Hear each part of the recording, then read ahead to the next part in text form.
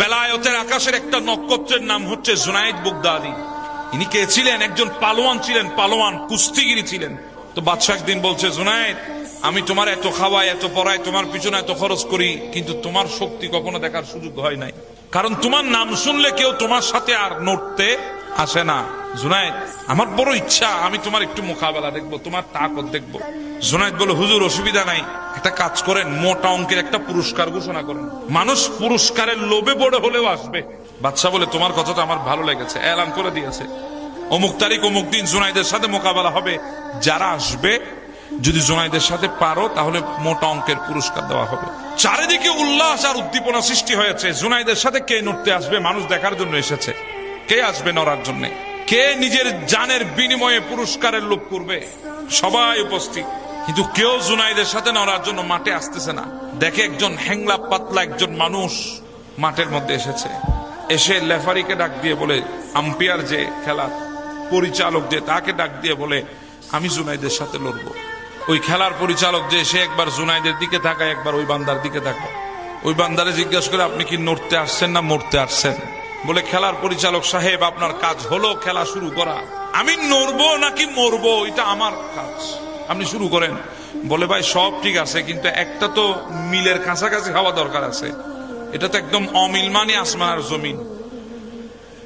এই অবস্থায় কেমনে খেলা শুরু করি? বলে, করেন না। জুনায়েদকে খবর দেয়া হলো, জুনায়েদ আসো, তোমার জন্য নড়ার জন্য এক মানুষ প্রস্তুত আছে। চারিদিকের দিকে যখন খবর হলো, সবাই উৎসব মুখর ভাবে দৌড়ে এসেছে। কে এসেছে জুনায়েদের সাথে নড়ার জন্য তাকে একবার দেখবে। সবাই উপস্থিত ময়দানে। জুনায়েদ সামনে এসেছে, ওই বান্দাও সামনে এসেছে। খেলার পরিচালক যিনি খেলা স্টার্ট করার জন্য, শুরু করার জন্য ইশারা করলেন, খেলা শুরু হলো। জুনায়েদ যখন ওই বান্দার কাছে আসলো, উনিও জুনায়েদের কাছে গেলেন, গিয়া বলে, জুনায়েদ তুমি আমাকে চেনো? জুনায়েদ ডাক দিয়ে বলে, না আমি তো আপনাকে চিনি না, আপনি আমার সাথে নড়তে আসছেন এতটুকু জানি। বলে, না জুনায়েদ, আমি হচ্ছি রসুলের সৈয়দ জাদা, আমি রসুলের আওলাদ। আপনি কেন? বলে, আমার ঘরে 3 দিন কোনো খাবার নাই, 3 দিন ঘরের চুলায় আগুন জ্বলে নাই। মানুষ, আমি আওলাদে রসুল বলে মানুষ আমাকে কোনো কাজ কামে নিতে চায় না, আমার ইজ্জতে ঘাটতি হবে বলে কোনো কাজ কামে আমাকে নিতে চায় না, আমি আওলাদে রসুল বলে, যার কারণে আজকে 3 দিন আমার ঘরে খাবার নাই। জুনায়েদ, আজকে এসেছি মন স্থির করে, হয়তো তোমার সাথে নড়ে তোমাকে হারিয়ে যা পাবো সেগুলা ঘরে নিয়ে গিয়ে সন্তানের মুখে তুলে দেব, না হলে তোমার সাথে নড়ে ময়দানের মধ্যে শহীদ হয়ে যাব, এই নিয়ত নিয়ে এসেছি। জুনায়েদ বলে, আমি এই কথা শোনার পরে আমার গোটা হৃদয়টা ঠান্ডা হয়ে গেছে, আমি বুঝে উঠতে পারছি না আমি কি করব এখন। একদিকে দুনিয়া, আরেকদিকে মদিনা। সুবহানাল্লাহ, একদিকে দুনিয়া আর একদিকে মদিনা, আমি যাব কোন দিকে? আমি হয়রান হয়ে গেছি। সিদ্ধান্ত নিয়ে নিলাম তাৎক্ষণিক, দুনিয়া ছাড়বো, মদিনা ছাড়তে পারবো না। যদি আলে রসুল খুশি হয়, মদিনাওয়ালা খুশি হয়ে যাবে। ওই আওলাদের রসুল যখন হাত বাড়ালেন, হাত লাগার আগেই জুনায়েদ মাটিতে পড়ে গেছে। মানুষ চিৎকার দিয়ে উঠেছে, না মানি না, আমরা মানবো।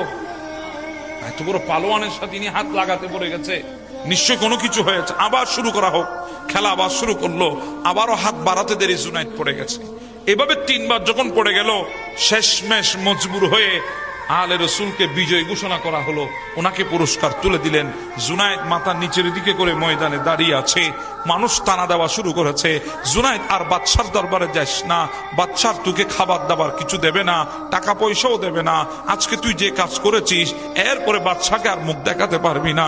জুনায়েদ মুখ তুলে বলে, আমি তো আজকে দুনিয়ার বাদশার দিকে রওনা হওয়ার জন্য এটা করি নাই, আমি আজকে রওনা হয়েছি মদিনার সুলতানের দিকে।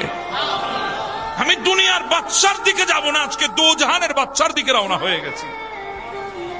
জুনায়েদ ঘরে চলে গেছেন, চারিদিকে টানা চলছে। জুনায়েদকে দেখে সবাই উল্টাপাল্টা কথা বলছে, তোহমত দিচ্ছে। জুনায়েদ সহ্য করতে না পেরে ঘরে গিয়ে ঘুমিয়ে পড়লেন। রাত যখন গভীর হলো, দেখছে ঘুমের মধ্যে আমার নবী পাক তশরিফ এনেছেন। এসে বলে, জুনায়েদ তোমার মন খারাপ করেছো?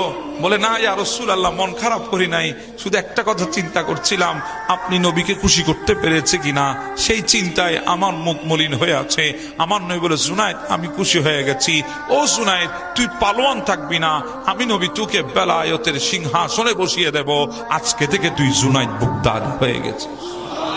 হ্যাঁ, আমি সেই জুনায়েদ বাগদাদির কথা বলছি, যে জুনায়েদ বাগদাদি সমুদ্রের মাঝখানে জায়নামাজ বিছিয়ে নামাজ পড়তেন।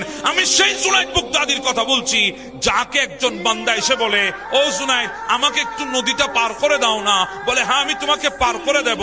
তুমি জুনায়েদ জুনায়েদ বলে জিকির করলে তুমি নদী পার হয়ে যাবা, আর আমি আল্লাহ আল্লাহ বলে জিকির করে নদী পার হব। ওই জুনায়েদের জায়নামাজের কিনারায় দাঁড়িয়েছে ওই বান্দা ইয়া জুনাইদু জিকির শুরু করেছে। ওই জায়নামাজটা চলা আরম্ভ করেছে নদীর পানির উপরে নৌকার মতো।